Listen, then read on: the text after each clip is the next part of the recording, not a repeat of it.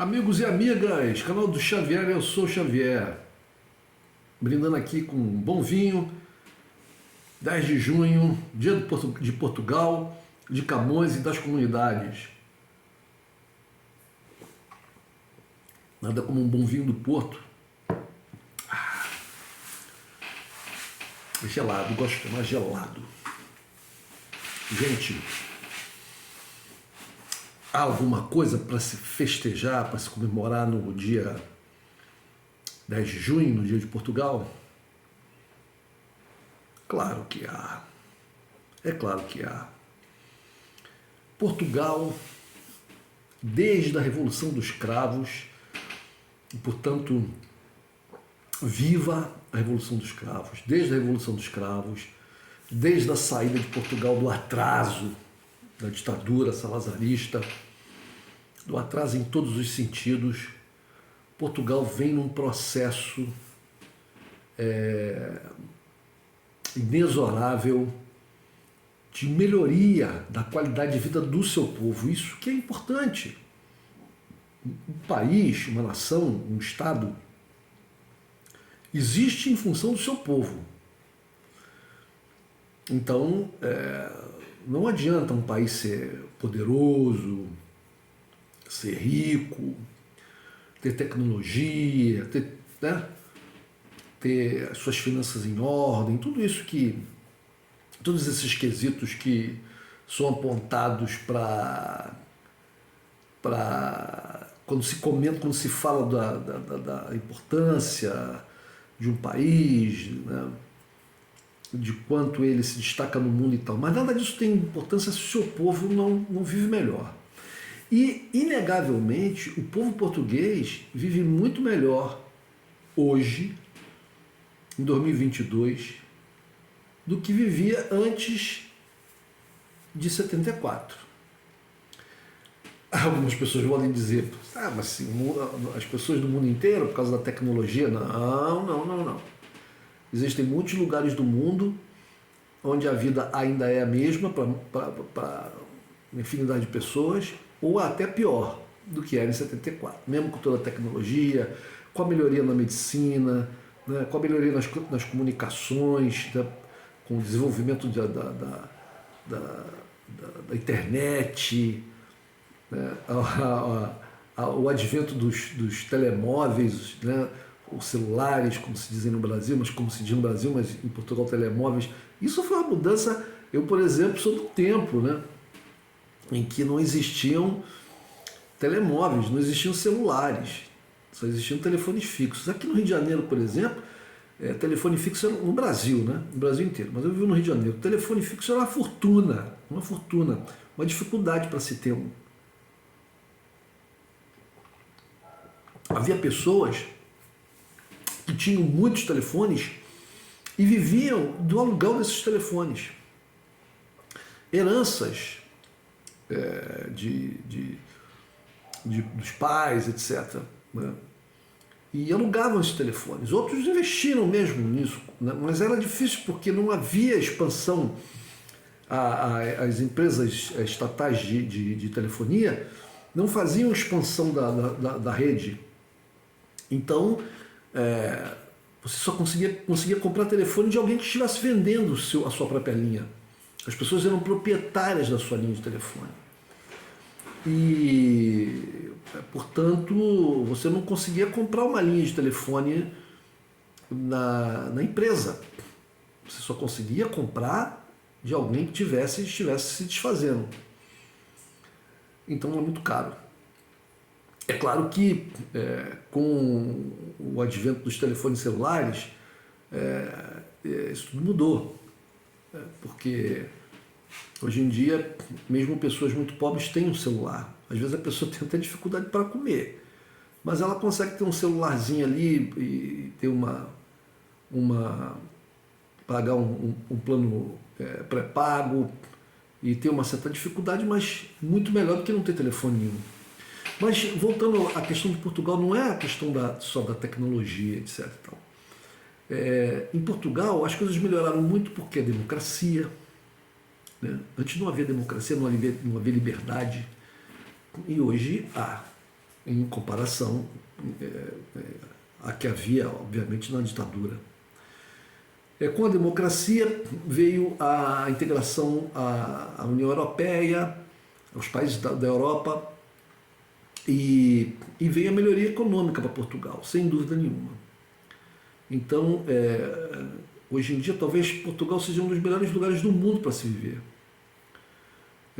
Na Europa, possivelmente, porque você faz ali em Portugal você consegue ter a qualidade de vida que a Europa conseguiu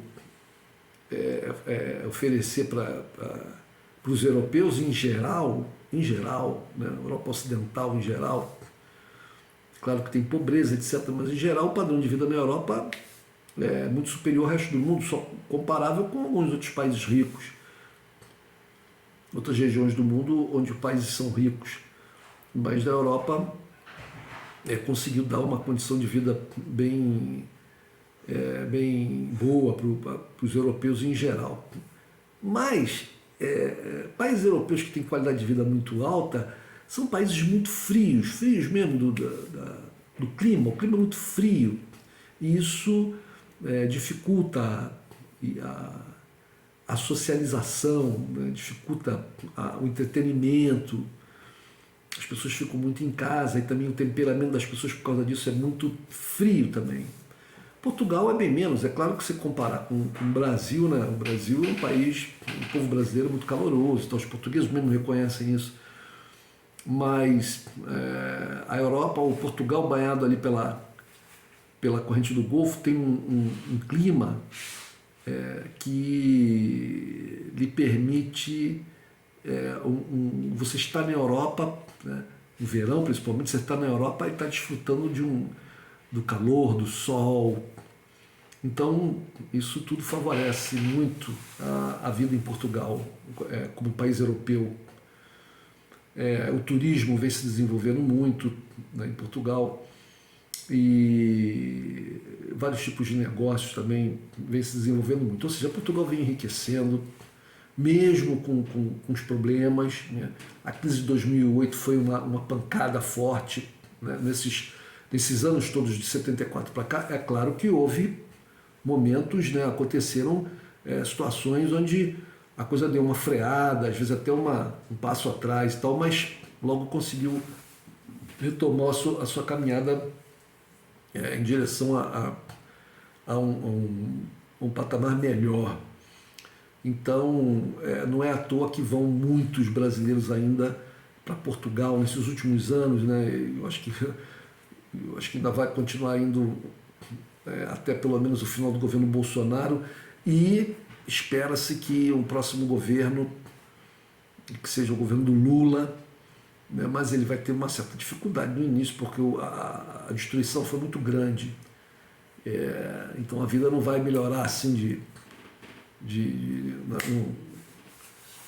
num piscar de olhos ou num estalar de dedos.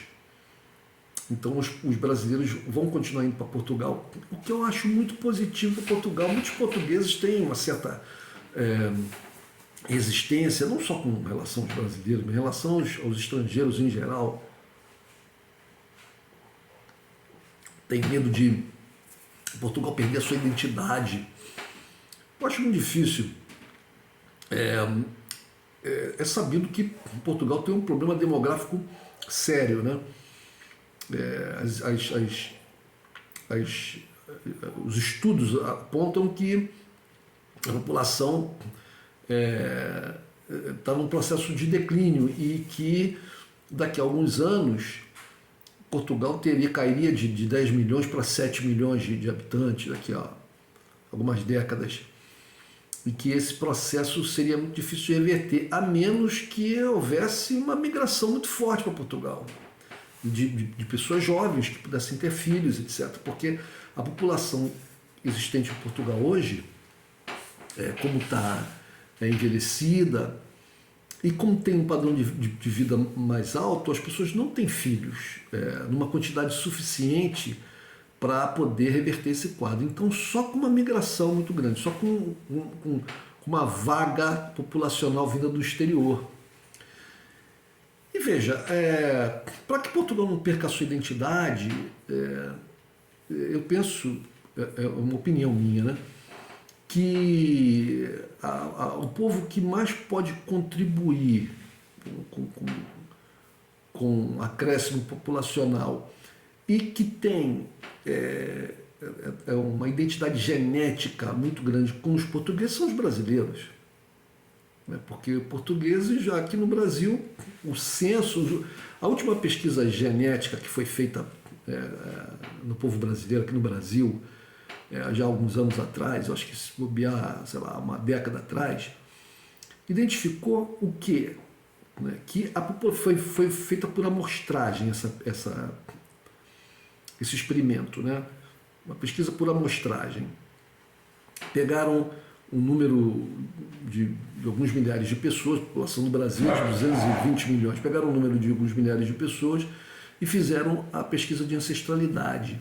Isso em várias regiões do Brasil, né? Pessoas com vários biotipos e com várias idades, etc. E o que apresentou? Qual foi o resultado? O resultado que apontou lá foi que a maior parte da população, um número altíssimo dessa população, né? Beirando ali a totalidade, tem uma genética em parte portuguesa. A outra é indígena e a outra é africana. Então a presença portuguesa é muito grande. E isso, veja, foi feito por amostragem, então pegou pessoas de várias regiões do Brasil, de várias classes sociais, e portanto, pegou pessoas de regiões até onde a presença portuguesa foi bem menor, como, por exemplo, no norte do país, né? Região norte, Amazonas, etc. E, por exemplo, na região sul, onde você teve uma presença também muito forte de pessoas, de imigrantes de outras regiões da Europa, muito forte, italianos, alemães, poloneses, né? Muito forte. E que, vamos dizer assim, diminui, tanto no norte como no sul, diminui a presença da genética portuguesa. Mas a grande maioria dos brasileiros que vai para Portugal, né, penso eu, são pessoas que são descendentes até mais recentes, são frutos da migração portuguesa do século XIX para o século XX, e não da migração portuguesa do início da colonização. Porque o que essa amostragem, essa pesquisa apresenta para a gente é um quadro que remete desde o descobrimento do Brasil, quando os portugueses começam a chegar aqui, e a maioria eram homens sozinhos, né? E se relacionam tanto com as mulheres índias e depois com as africanas, né? Que vieram escravizadas. Então, esse é o quadro que se mostra, né? Mas quando você chega em cidades, por exemplo, se essa pesquisa fosse feita, por exemplo, somente em cidades como Rio de Janeiro ou São Paulo, né? Para onde a migração portuguesa, principalmente do Rio de Janeiro, mas para São Paulo também muito, para onde a migração portuguesa do final do século XIX até a década de 70 do Rio de Janeiro, até a década de 70, essa migração, por exemplo, aqui no Rio de Janeiro, se você for fazer essa pesquisa, a presença portuguesa é muito superior até, né? É muito superior.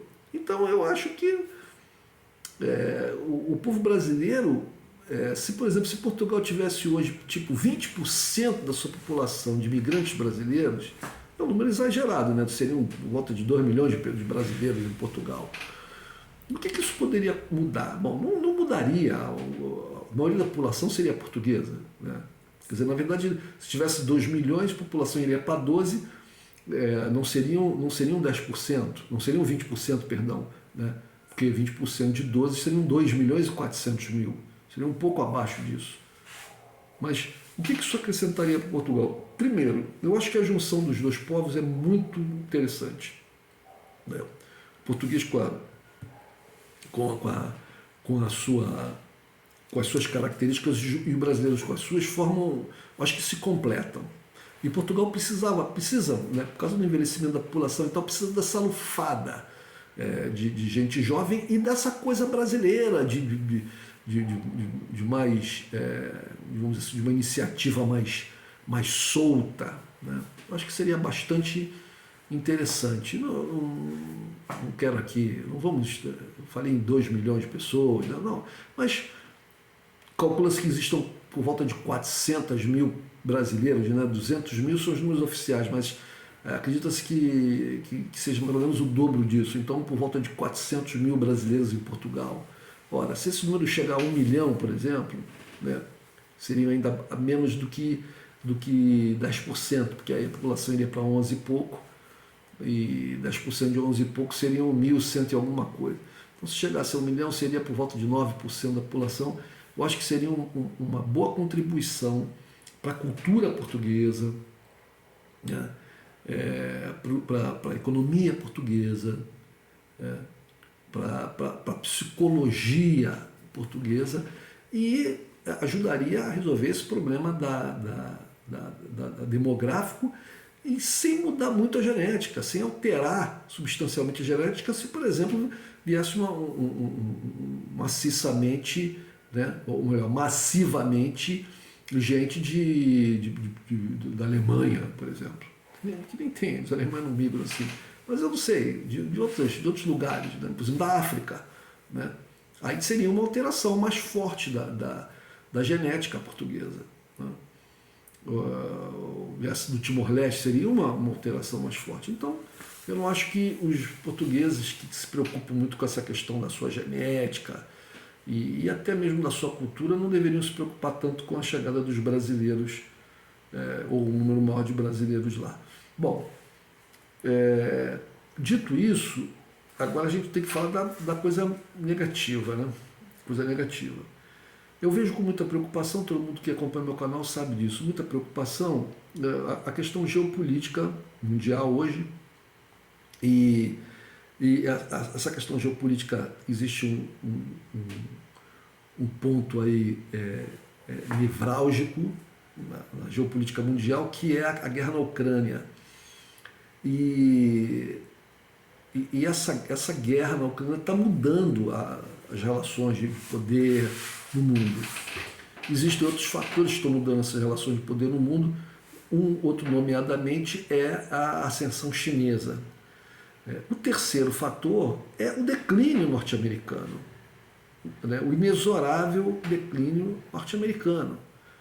E isso não é uma vontade minha, eu não estou falando isso porque é meu desejo. Os números apontam para isso. A participação, por exemplo, da economia americana da economia mundial, que já foi de 50%, hoje em dia é 20%. Então, né? A guerra na Ucrânia, por exemplo, está mostrando que existe uma nação no mundo que tem capacidade militar para bater de frente com os americanos, né? Não respeitar as regras dos americanos, não se dobrar às ameaças americanas, e os americanos não podem fazer nada, ficam só falando, palavras e palavras e palavras, e não conseguem fazer nada. E as medidas que eles tomam não estão surtindo efeito, etc. Então, e a Rússia continua aí. E aí tem a questão, essa que é a questão crucial. Portugal, eu sei, Portugal é um país pequeno. Portugal, como todo país pequeno, ele tem que estar sempre associado a um conjunto de países mais ricos, mais fortes, não há como ser diferente. Né? Então, é claro que Portugal é um país europeu, tem que se unir à Europa, tem que seguir as regras da Europa e tal. Mas também tem que ter uma voz ativa. E você pode participar de um grupo sem ser, um papagaio de pirata, né, como se fala, né, aquele papagaio que fica aqui no ombro do pirata, o pirata fala e o papagaio repete exatamente o que o pirata fala. Né? Portugal é um país independente ainda, ou não? É um país independente, claro.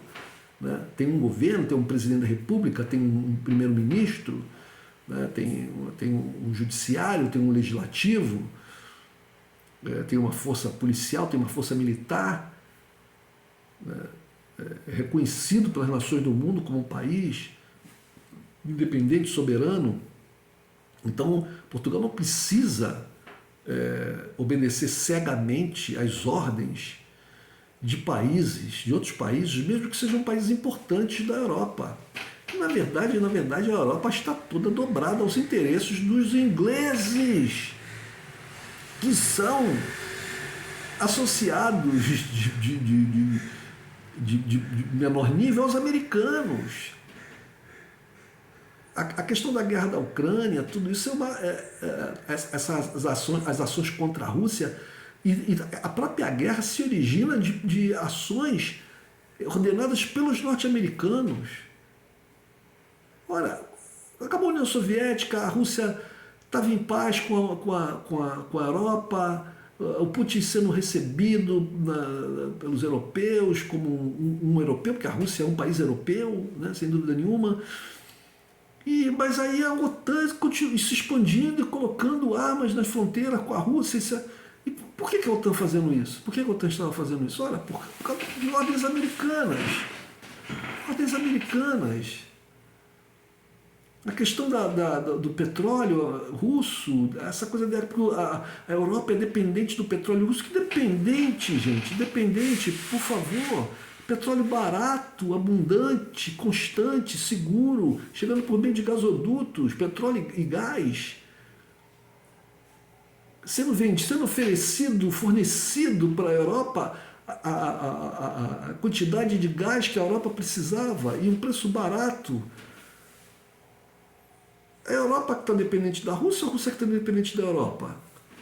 Bom, a Rússia encontrou outros parceiros comerciais, como a China, que comprou o seu gás, porque se não fosse isso, os russos estavam... A Europa estava constrangendo e humilhando a Rússia, ameaçando cortar o seu gás e suspender a compra de gás e levando a economia russa para o buraco. A Rússia teve sorte. A Rússia criou toda uma estratégia de fortalecimento das suas forças armadas. Né? Os europeus ficaram a reboque dos americanos. A tal da OTAN, o que é a OTAN? A OTAN é uma organização de comando norte-americano no seio da Europa.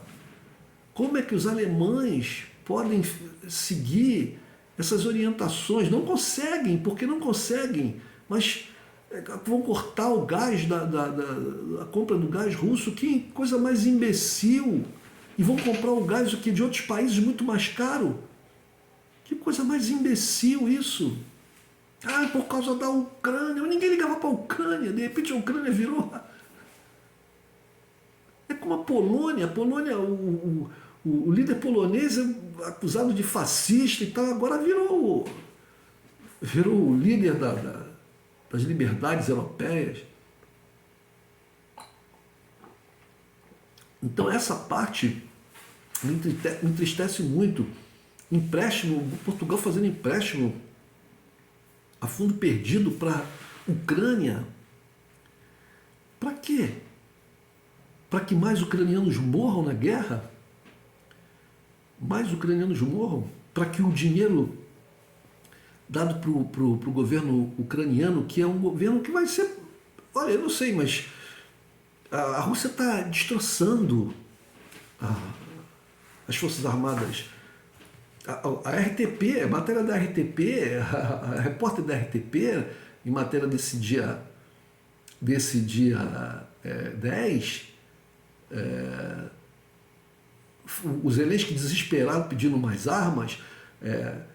O que se diz é que morrem entre 100 e 200 soldados ucranianos por dia lá na frente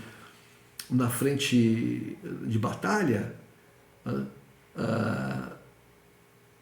A jornalista, a repórter da RTP falando que a destruição, as forças armadas ucranianas não conseguem fazer frente ao ataque militar da Rússia. Não há as autoridades da própria Ucrânia dizendo que não tem munição para lutar contra os russos. Então é uma questão de tempo, gente. É uma questão de tempo, sabe, que a Rússia talvez. Qual vai ser o objetivo agora da Rússia? Porque os objetivos vão mudando, né? Se eram alguns no início, agora podem ser outros. Uma vez que também a Europa a Europa só obedece às ordens dos americanos. Os Zelensky é um fantoche e os americanos querem destruir a Rússia. Então a Rússia, bom, a gente queria a liberdade de Luhansk e Donetsk e manter a Crimeia, mas aí agora as coisas vão mudando, eles, sabe, a gente vai pegar o sul da Ucrânia toda, vamos até Odessa, vamos fazer logo uma ligação lá com a Transnistria, porque afinal de contas tem gente russa lá, né? E vamos pegar Kiev de volta, porque Kiev foi a cidade de onde nasceu a nossa nação. E quem sabe? Bom, os poloneses estão pensando em pegar um pedaço, então a gente pega logo a Ucrânia toda. Acho que os objetivos vão mudando. Então, esse aspecto dessa subordinação dos portugueses a essa ideologia contra a Rússia, isso eu acho negativo. De resto, viva Portugal, viva Camões e viva as comunidades. É isso, gente. Um abraço.